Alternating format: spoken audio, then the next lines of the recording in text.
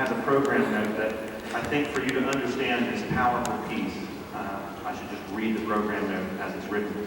It's written by a great composer named James Barnes, and it's called A Trail of Tears.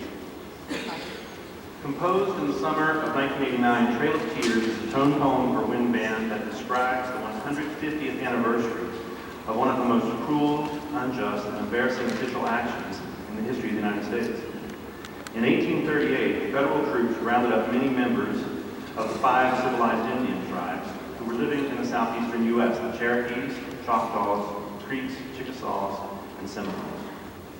Despite a landmark decision rendered by the legendary Supreme Court Justice John Marshall stating that members of these tribes could not be moved, troops were ordered to move all of these Native Americans by forced march in the dead of winter 1,500 miles to what was then known as Indian Territory, which is now the eastern portion of the state of Oklahoma.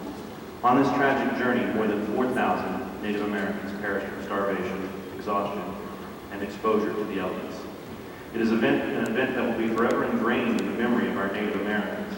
A tragic sequence of events inflamed by political pressure, the greed of settlers for more land, and the irrational fear of Indians, and downright racial bigotry.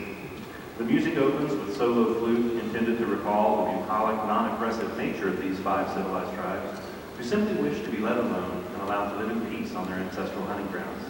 The faster section portrays the strife between the Indians and the encroaching settlers and builds to the ultimate tragic battle scenes of 1838, when the U.S. Army used the cavalry to defeat the Indians. The dramatic last scene depicts the agony of the march itself, and includes the recitation of a mournful poem in the Cherokee language by members of the ensemble. De Dishkamp Juni Yohusa, let us mourn those who have died. De Dishkamp Ayo East, let us mourn those who are dying.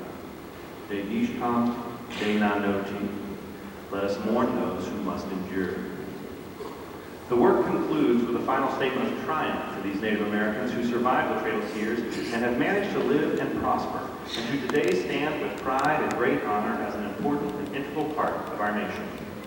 I wrote this piece because I believe it is imperative that we remain constantly aware that we are just as capable as any other nation of committing crimes against people who are weaker or different from us, regardless of the form of government, and no matter how high our aspirations may be each year on the 4th of July.